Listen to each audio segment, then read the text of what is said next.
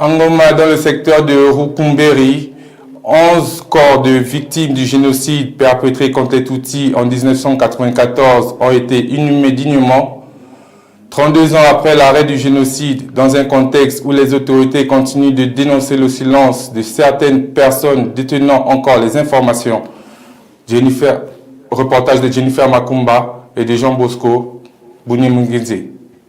À Goma, dans le secteur de Rukumberi, 11 corps de victimes du génocide perpétré contre les Tutsis en 1994 ont été inhumés dignement 32 ans après l'arrêt du génocide, dans un contexte où les autorités continuent de dénoncer le silence de certaines personnes détenant encore des informations. La cérémonie d'inhumation s'est tenue ce dimanche 19 avril 2026 à l'occasion de la commémoration des Tutsis tués sur la colline de Rukumberi, située dans le district de Goma. Les restes ont été retrouvés dans plusieurs secteurs, notamment à Rukumberi, Zaza, Sake et Mugesera. Historiquement, Rukumberi faisait partie de l'ancienne commune de Sake et avait été choisie comme zone de regroupement de nombreux Tutsis, sous prétexte de les exposer à la mousse Tsetse. Cette politique illustre le caractère prémédité du génocide. En avril 1994, au début du génocide contre les Tutsis, plus de 35 000 personnes ont été tuées en quelques jours dans cette région. Aujourd'hui encore, certains survivants n'ont pas retrouvé les corps de leurs proches afin de leur offrir une sépulture digne. La maire du district de Goma, Nionagira Nathalie,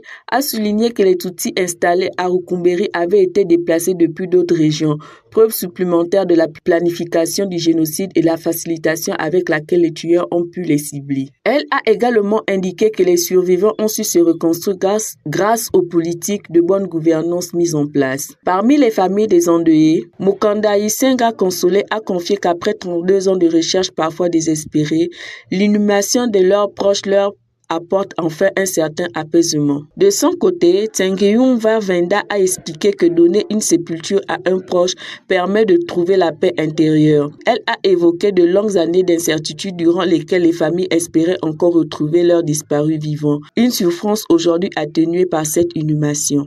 La secrétaire d'État au ministère de l'Éducation, Irere Claudette, a rappelé que Rukumberi possède une histoire particulière, démontrant que les préparatifs du génocide remontent à bien avant 1994, notamment à travers les déplacements forcés des Tutsis. Elle a adressé un message de soutien aux survivants et a appelé à préserver la mémoire du génocide tout en luttant contre toute tentative de négation ou de déformation de l'histoire. Elle a également regretté que plus de 3 décennies après les faits, certaines personnes refusent encore de révéler des informations permettant de retrouver les corps des victimes.